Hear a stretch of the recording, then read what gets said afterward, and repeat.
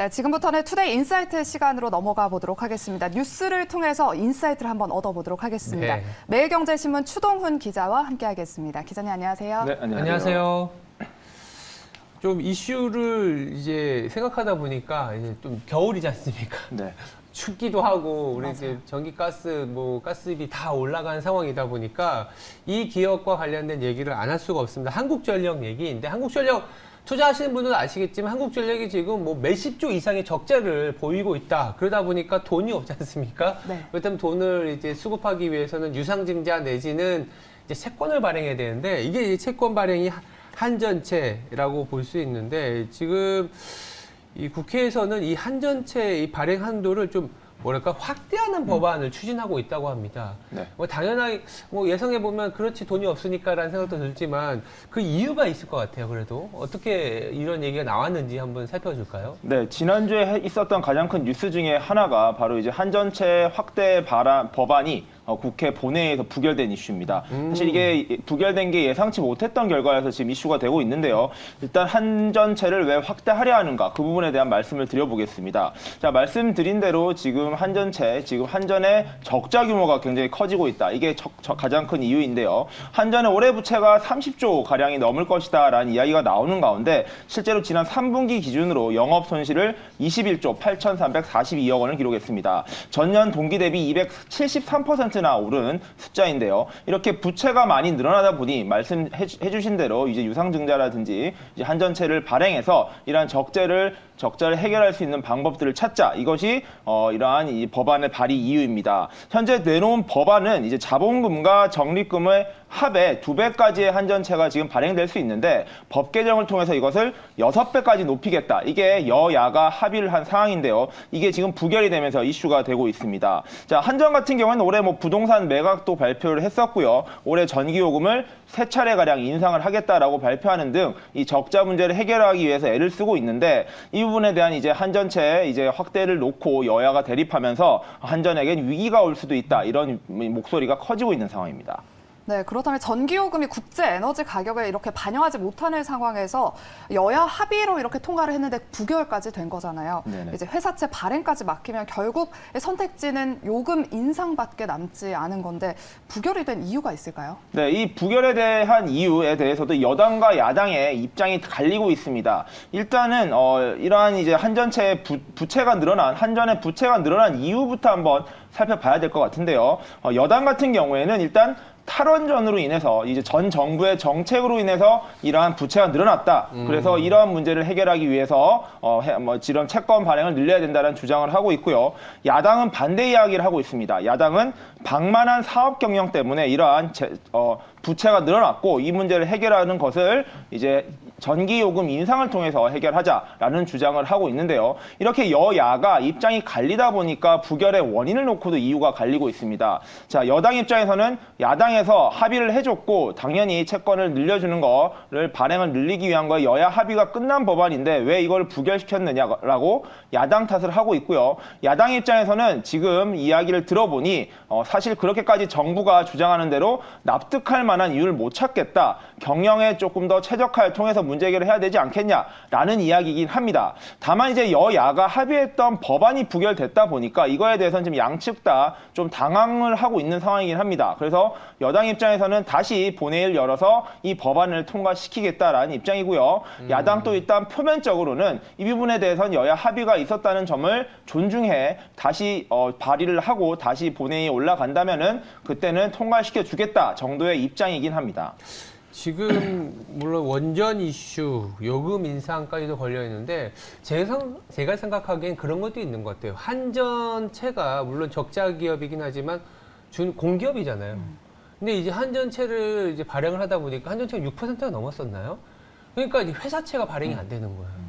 한전이 저렇게 주는데 회사채는 이제 구축 효과라고 그렇죠. 하나? 네네. 그런 것도 영향이 있지 않을까요? 네, 맞습니다. 지금 채권 문제가 올해 계속 이슈가 되고 있는데요. 이제 경기 전반적인 침체가 계속되다 보니까 이제 한전채 같으면 거의 국채급의 인정을 받는 그러니까요. 아주 이제 중요한 그리고 되게 안정적인 자산입니다. 근데 여기 같은 경우도 이렇게 흔들리다 보니까 이 채권 시장 전반적으로 좀 위기감이 더 감지되고 있고 한전이 저렇게 마구잡이 채권 발행을 하게 되면은 시장에 좀 부정적인 영향을 미칠 것이다. 이게 바로 좀 이런 이런 것들을 확대하는 것에 대한 반대 여론이긴 합니다. 근데 정부와 여당 입장에서는 그럼에도 불구하고 만약에 한전이 무너졌을 경우, 한전이 위기를 맞았을 경우에 받을 수 있는 후폭풍이 훨씬 더 크다라는 입장이기 때문에 일단은 위기를 극복하기 위한 한전체 발행 확대를 해준 다음에 네. 말씀해 주신 대로 그러한 여러 가지 경제 위기에 대한 문제 그리고 이런 한전의 이제 경영 문제 그리고 탈원전과 관련된 얼마나 효과가 있었는지에 대한 문제까지 같이 한번 따져보겠다라는 게 정부 입장이다 보니까 예. 이런 것들을 과연 어떤 식으로 해나갈 것인가는 조금 더 정치권의 이제 해석과 이제 정부 여당의 입장이 조금 더 좀 예의주시하면서 봐야 될 상황인 것 같습니다. 야, 이러다 보니까 결국은 단기적으로는 한전체가 아까 말씀하신 것처럼 12월 안에 임시국회를 통해서 좀 다시 재투표를 할 수 있다. 이런 부분도 있고 원전 이슈가 더 부각이 될 수도 있겠다라는 생각도 드네요. 네, 맞습니다. 그렇다 보니까 재미있게도 이게 부결이 됐으면 한전의 위기라고 생각을 했는데 네. 주가는 오르는 이런 그러니까요. 재미있는 네. 일이 발생을 맞아요. 했는데 네. 이런 것들을 투자자 입장에서는 탈원전에 대한 거에 대한 것을 리스크로 보고 있다. 이렇게도 지금 해석이 되는 것이거든요. 그러니까 이제 탈원전이 항상 불안했었는데 전기 요금이 인상을 되면서 한전에게 더욱 나은 수익 구조를 만들어줄 수 있겠다라는 이제 반사작용을 생각을 했다라고 지금 해석이 나오고 있습니다. 되려 이제 어찌 보면은 한전에게 위기가 올 수 있다라는 생각을 투자자들은 반대로 이러기에 기회가 될 수 있다라고 지금 생각을 한다는 것인데요. 이런 측면으로 봤을 때 과연 이런 탈원전 이슈를 정부나 이제 한전 측에서 어떻게 해석을 하고 어떻게 풀어갈 것인가가 이제 한전의 주가 또는 한전의 향후 이제 경영 환경에 있어서 굉장히 중요한 관전 포인트가 될 것 같습니다. 일단 정부 입장에서는 최선을 다해서 한전의 이러한 위기들 그리고 탈원전과 관련된 정치적 리스크를 조금 제거를 해나가겠다라는 입장을 밝힌 상황인데 이런 부분이 어떻게 풀어갈지는 조금 더 올해 내년까지 좀 지켜봐야 될 것 같습니다. 알겠습니다. 네, 일단 뭐 기사를 한번 살펴보니까 이달 안으로 임시국회에서 한전법 개정안을 다시 발의한다고 하는데 재추진한다고 하거든요. 현장의 목소리는 좀 궁금해. 이번에는 좀 통과가 될 수 있을까요? 네, 지금 본회의가 어제부로 끝이 났고요. 이제 임시회의를 열어야 됩니다. 사실 본회의 때 많은 법안들이 통과가 됐었는데 이 한전체 법 같은 경우에도 사실상 이제 무쟁점 법안이었습니다. 그래서 당연히 통과되는 법이었고 여야 의원들도 현장에서 들어보니까 굉장히 예상도 안 했다고 합니다. 이게 반대로 말씀드리면은 이렇게 당연히 통과될 줄 알았던 법이다 보니까 약간 방심을 했다. 이렇게 지금 해석도 나오고 있는데요. 사실 여당 입장에서는 굉장히 중요한 법안이기 때문에 만약에 이렇게 중요한 법안이었다면 야당에 대한 설득을 조금 더 해주고 조금 더 현장에서 이 법은 꼭 통과돼야 된다라는 입장을 밝혔어야 되는데 그런 설득이 좀 부족했다라는 이야기도 나오고 있고요. 반대로 야당 입장에서는 이게 그렇게 정부에서 중요한 법안이고 야당이 대승적으로 합의를 해줬던 법안이라면은 이 부분에 대해서도 이제 원내 의원들에게 이런 부분을 잘 설명을 하고 이 법안은 정부 측에서 굉장히 간곡히 요청하는 상황이기 때문에 꼭 통과를 시켜 주십시오라고 말씀을 했어야 되는데 그 부분에 대한 설명도 좀 부족했다 이런 이야기도 나오고 있습니다. 모쪼록 이제 임시국회를 열어서 이제 통과를 시키겠다라고 여야 원내 대표들이 말은 했는데요. 네. 이제 일각에서는 또 이런 우려도 나오고 있습니다. 이게 야당이 이렇게 여야 합의 법안임에도 불구하고 부결을 시킨 데에는 정치적인 의도가 있을 수도 있다. 그렇기 때문에 만약에 여야 지도부에서 이렇게 하겠다라고 하더라도 다시 또 투표를 해도 또 부결이 될 수 있다라는 이제 일각의 우려도 나오곤 있는데요. 과연 정말 그렇게 돼버리면은 한전 입장에서는 굉장히 큰 위기가 올 수 있고 무조건적으로 이제 한전의 전기료 인상으로 이제 수반되기 때문에 이게 정말로 야당 측에 이제 숨겨진 의도일 수도 있다. 이런 해석에 대해서는 조금 더 진짜 투표 결과 이제 재투표 결과를 지켜봐야 될 것 같습니다. 알겠습니다. 그럼 다음 주제도 한번 여쭤보고 싶어요. 이게 우리 국민이 가장 관심을 갖는 게 물론 이제 지금 경제TV고 주식 방송도 하고 있지만 부동산이거든요. 맞아요. 또 이제 최근에 이제 부동산과 관련해서는 이 둔촌주공 얘기를 안 할 수가 없어요. 지연 아나운서 둔촌주공 알죠. 올림픽 파크 포레온이라고 둔촌 주공이라고 뉴스가 많이 나서 저도 그러니까요. 한번 찾아봤거든요. 이게 실패했다고는 하는데 이게 단군일의 뭐 최대 규모의 재건축 뭐 이러면서 얘기도 나왔고 저는 또 뭐 부엌뷰? 부엌뷰라고 해서 그런 뉴스도 봤는데 왜 실패했을까요? 부엌뷰 때문에 실패했을까요? 그건 아닌 것 같고 왜 실패했을까요? 네, 이제 사실 작년까지만 해도 4년에서 5년간 이어졌던 부동산 불패 신화가 계속 이어져 왔습니다. 네. 이제 집값이 쉬지 않고 상승을 하면서 이제 분양 시장도 역시 열기가 뜨거웠었는데요. 그래서 이제 분양 시장에서 완판을 안 찾아보는 게 힘들 정도로 모든 이제 주식 시장, 부동산 시장에서 완판 신화를 이어가면서 기대감이 높았습니다. 그 기대감의 정점에 있던 아파트가 바로 이 둔촌주공 아파트인데요.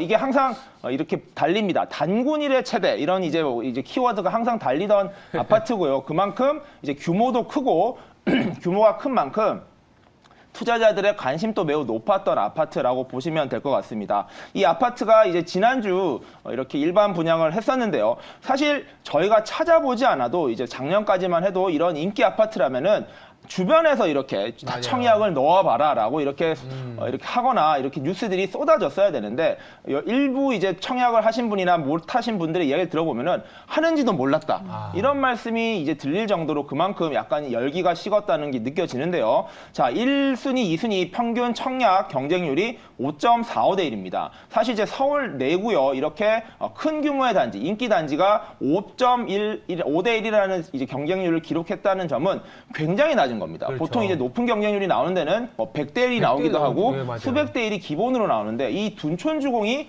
5.45대 1이 나왔다는 건 사실상 실패했다라는 말이 나오는 게 그런 이유 때문인데요. 자, 3,695가구 모집에 2만 153명이 지원을 했습니다. 아까 말씀해 주신 대로 부엌뷰가 논란이 좀 됐었는데 이제 서로 부엌에서 문을 열면 팔을 약간 펼친 정도의 거리로 서로 맞은편 단지를 가구를 볼 수 있다. 이런 이유 때문에 이제 부엌뷰가 논란이 됐었는데 이러한 부엌뷰 이제 평형이 일반 청약을 마감을 못했습니다. 그래서 보시면요, 16개 타입 중에 4개 타입이 아예 순위 내 마감을 못했습니다. 그러니까 필요한 가구 수만큼의 5배를 못 채웠다라고 보시면 될 것 같고요.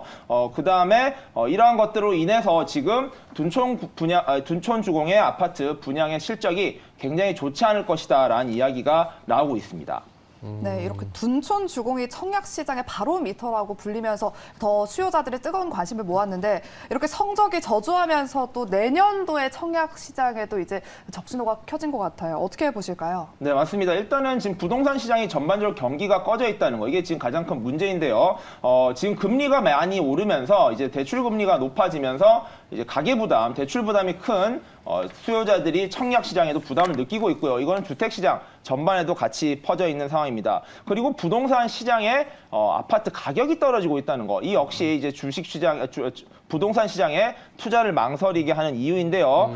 현재 기준으로 보시면은 25평형이죠. 이제 둔촌 주공 아파트의 5구형의 가격은 분양가가 10억 4천만 원이 있고요. 그다음에 전용 84 30평대라고 합니다. 국민편형의 분양가는 13억 1천만 원 정도였습니다. 근데 지금 9억 이상일 경우에는 중도금 대출이 안 되고 있기 때문에 사실상 이제 이러한 자본을 마련해야 되는 거, 이 부분이 문제이고요. 문제는 이제 분양가가 이 정도로 높게 나왔는데 옛날 같은 경우에는 여기보다도 훨씬 오를 것이라는 기대감이 있었기 때문에 이러한 것들도 문제가 없었는데 지금은 마이너스 피, 그러니까 분양가보다 낮은 가격에 거래될 수도 있다라는 우려까지 나오다 보니까 지금은 이 분양가에 사는 것보다 나중에 마이너스 피가 붙은 아파트를 사는 게 낫다, 이런 인식까지 퍼지고 있습니다. 이런 식으로 지금 둔촌주공조차 이러한 위기감이 느껴지다 보니까 이 정도면은 다른 이제 부동산, 다른 아파트 시장에서도 어려움을 겪을 것이다라는 이야기가 나오고 있고요.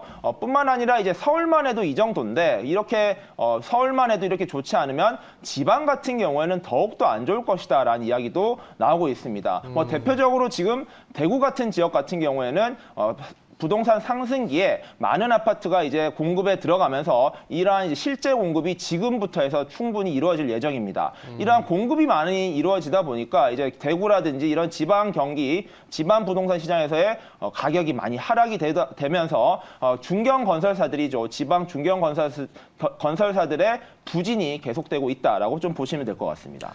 진견 건설사니까 뭐 동원산업건설인가요? 거기 부도 처리가 된 것 같고, 그 지방 같은 경우 대구는 보니까 원래 배드타운으로 해서 구미나 이런 쪽 산업공단이 좀 잘 돼야 되는데 맞아요. 경기 부진으로 인해서 이제 배드타운의 수요가 떨어지다 보니까 급강하하는데 이게 사실은 이제 당장 우리가 내년에 이제 주식시장도 보지만 부동산 시장을 봐야 되는 게, 부동산 시장이 주식시장에서 분석을 해보면요, 이게 부진하게 되면 이게 주식도 잘 안 돼요.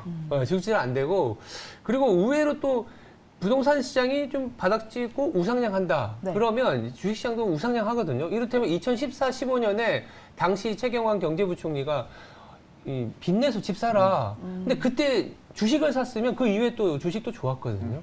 이게 부동산 시장, 물론 이제 뭐 우리가 전망하는 사람은 아니지만 부동산 쪽에 부동산 시장에 대한 최근에 이제 뷰나 아니면 이게 언제까지 이렇게 내려갈 것이다라는 얘기들이 나올 것 같거든요. 어떻게 바라보고 있을까요, 지금? 네, 시장에서? 뭐 말씀하신 거대로 그리고 미국 시장도 마찬가지로 지금 주식 시장과 부동산 시장이 약간 동기화되는 경향성이 보이고 그렇죠. 있습니다. 주식이 빠지는 거와 동시에 부동산도 같이 꺼지면서 지금 위기감이 느껴지고 있는데요. 반대로 말씀하신 대로 오를 때도 이제 주식 시장과 부동산 시장이 같이 올라가면서 미국이라든지 한국에도 같은 비슷한 현상이 목격되었습니다.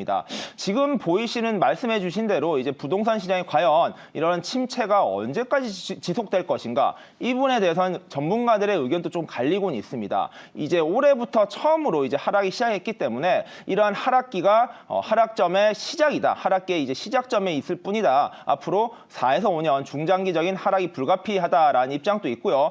반대로 지금의 하락기는 금융시장의 위기 그리고 금리 문제로 인한 일시적인 하락에 그칠 것이다. 라는 전망도 나오고 있습니다. 이런 입장이라면은 뭐 1년에서 2년의 반등이 되기 때문에 오히려 지금 같은 기회에 청약 경쟁률이 낮은 둔촌주공 아파트를 이제 청약을 해서 가지고 가면 몇 년만 버티면은 당장은 힘들겠지만 큰 이득을 얻을 수도 있다. 이런 입장도 나오는 이유가 이러한 단기 부진론에 대한 배경인데요.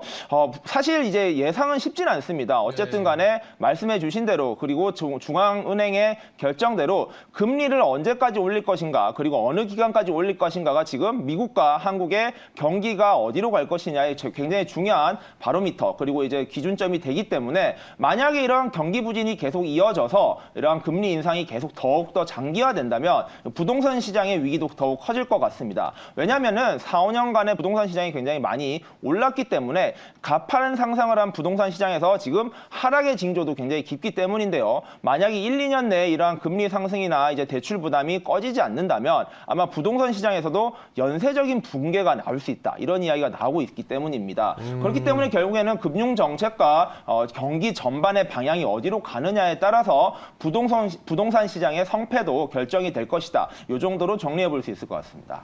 네, 뭐 저희가 예측가가 아니기 때문에 정확한 부동산 시장의 전망을 이야기할 수는 없겠지만 그래도 지금 둔촌주공이라고 검색을 하면 줍줍이라는 단어 키워드가 같이 지금 연관돼서 나오거든요.